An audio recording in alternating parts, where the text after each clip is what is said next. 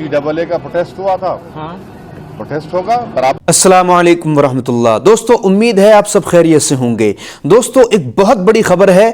उत्तराखंड की गवर्नमेंट ने एक बिल पास किया है, UCC, यूनिफॉर्म सिविल कोड। दोस्तों, इसका मतलब ये होता है कि मुस्लिम, हिंदू, सिख, ईसाई ये सब एक ही दायरे में आ जाएंगे। मतलब ये है कि सबके कानून एक जैसे हो जाएंगे। आप इसको इस तरह समझ सकते हैं कि जिस तरह शादी हिंदू समाज में होती है, इसी तरह से शादी मुस्लिम समाज में भी हुआ करेगी इस कानून के तहत। जिस तरह से तलाक देने का जो सिस्टम है हिंदू समाज में था, अब मुसलमान समाज में भी इसी तरह से हुआ करेगा। यानी मुस्लिम, हिंदू, सिख, ईसाई ये सब एक ही कानून के तहत रहेंगे। कोई भी अपने रिलीजन की बात नहीं कर सकता। इस तरह का कुछ इस कानून के ताल्लुक से कहा जा रहा है। इसी पर असदुद्दीन ओवैसी का बड़ा बयान आया है। मैं उनका बयान आपको सुनाऊंगा, लेकिन उससे पहले आपसे गुजारिश यह है कि अगर आप चैनल पर नए हैं तो चैनल को सब्सक्राइब कर लीजिए और वीडियो को पूरा देखिएगा। आइए सबसे पहले देख लेते हैं कि असदुद्दीन ओवैसी क्या कहते हैं। उत्तराखंड में UCC को लेकर उन्होंने ये इसको UCC नहीं बोल सकते आप। Hindu marriage act, Hindu succession act को एक्सेप्शन दे रहे आप। ट्राइबल्स पे लागू नहीं होगा। कहाँ का यूनिफॉर्म सिविल कोड है ये? आप सिर्फ मुसलमानों को उनके मजहबी तरीके से शादी या डिवोर्स या फिर जायदाद का बंटवारा उसको रोक रहे हैं। तो कहाँ है यार? आप तो Hindu marriage act, Hindu succession act में तो लागू ही नहीं हो रहा। और ये झूठ बोल रहे हैं। इस देश में ऑलरेडी अगर आप अपने रिलीजन के कानून के तहत कोई चीज नहीं करना चाह रहे तो आपके पास स्पेशल मैरिज एक्ट है, इंडियन सक्सेशन एक्ट है, जुवेनाइल जस्टिस एक्ट है, उसको इस्तेमाल करिए ना। और ये बात हमको समझ में नहीं आ रही कि हिंदू अनडिवाइडेड टैक्स रिबेट जो मिलता है, 2 साल पहले 1700 करोड़ का टैक्स रिबेट मिला, वो क्यों नहीं मिलता मुसलमानों को, ईसाइयों को? ये तो राइट टू इक्वालिटी के खिलाफ है।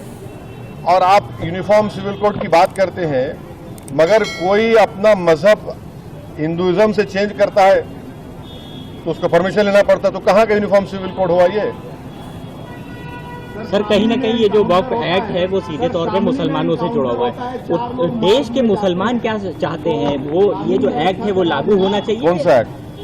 वक्फ अमेंडमेंट एक्ट। नहीं, देखिए, जहाँ तक हम जानते हैं, मुसलमानों का एक बहुत बड़ा ऑर्गेनाइजेशन है, all India Muslim personal law board, जिसमें मुसलमानों के मुख्तलिफ मसलक और मुख्तलिफ ऑर्गेनाइजेशन, सोशल, रिलीजियस सब हैं। सब ने उसमें पर्सनल लॉ बोर्ड ने इसको रिजेक्ट किया है। और सब ये कह रहे हैं कि 2013 का जो कानून है वो बेहतर है, जो प्रिंसिपल एक्ट है। आज आप कोई कानून ला रहे हैं तो वक्फ की इस जायदाद को बचाने के लिए नहीं, वक्फ की जायदाद को बर्बाद करने के लिए ला रहे हैं। आप बताइए कि वक्फ बोर्ड में नॉन मुस्लिम मेंबर कैसे होगा? उत्तर प्रदेश में काशी विश्वनाथ बोर्ड है, क्या कोई नॉन हिंदू मेंबर बन सकता है? नहीं बन सकता है। आप कह रहे हैं कि अगर कोई मुसलमान जो 5 साल तक इस्लाम फॉलो करेगा वही प्रॉपर्टी वक्फ को दे सकता है। माने फिर वो 5 साल तक किसी और धर्म के स्थान को दे सकता है प्रॉपर्टी, मगर मुसलमान को, मस्जिद को या दरगाह को नहीं दे सकता।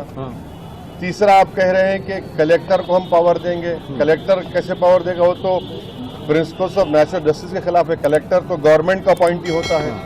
हाँ। चौथा, आप कह रहे हैं कि वक्फ बाय यूजर खत्म कर देंगे। वक्फ बाय यूजर तो अगर खत्म होगा तो फिर उत्तर प्रदेश में 95% वक्फ प्रॉपर्टीज वक्फ बाय यूजर, उसका क्या होगा? तो सर, ये सुन तो लीजिए। फिर आप कह रहे हैं कि कोई भी जाकर कलेक्टर को कंप्लेन कर दे कि भाई ये फुला मस्जिद नहीं है, तो कलेक्टर जैसा उसमें इंक्वायरी ऑर्डर करेंगे, जब तक इंक्वायरी कंप्लीट नहीं होती वो मस्जिद नहीं रहेगी। इस बिल में प्रोविजन है, लिमिटेशन एक्ट हिंदू धर्म के ऊपर अप्लाई नहीं होता, ना सिख के धर्म, ना ईसाइयों पर होता है। आप सिर्फ मुस्लिम जायदादों पर लिमिटेशन एक्ट को अप्लाई कर रहे हैं। तो ये वक्फ प्रॉपर्टीज को बचाने के लिए कहाँ लाया जा रहा है बताइए हमको? ये तो अच्छा 7% वक्फ फंड देना पड़ता है, उसको 5% कर दिया आप। तो ऑल इन ऑल ये वक्फ को बर्बाद करने के लिए, वक्फ की जायदादों को लूटने के लिए इस तरह का मोदी सरकार कानून लाने की कोशिश कर रही है। सर, इतनी सब बातों के बाद भी अगर ये एक्ट आ जाता है तो उसके बाद आप लोग क्या करने वाले हैं? देखिए, आगे क्या होता है? आगे क्या होता है? CAA का प्रोटेस्ट हुआ था, हाँ, प्रोटेस्ट होगा, बराबर होगा, एहतजाज होगा, क्यों नहीं होगा? सड़कों पर होगा। देखिए, काउंटर होता है और कानून व्यवस्था की बात करने वाली सरकार में 4 लोग जो लेते हैं वो माफ किए जाते हैं। ये तो कानून की राज है। ये देखिए जो रूल ऑफ लॉ की बात संविधान करता है, रूल बाय गन का मामला है ये। तो दोस्तों, असदुद्दीन ओवैसी ने जो कुछ कहा, आप उससे एग्री करते हैं या नहीं करते हैं, या फिर आप इस कानून के ताल्लुक से क्या राय रखते हैं? आप अपनी राय कमेंट में ज़रूर रखें और इस वीडियो को लाइक करके आगे शेयर भी कर दीजिए और चैनल को ज़रूर सब्सक्राइब कीजिए। इसी तरह की वीडियो मैं लाता रहता हूं और आपको हमेशा सच दिखाता हूं।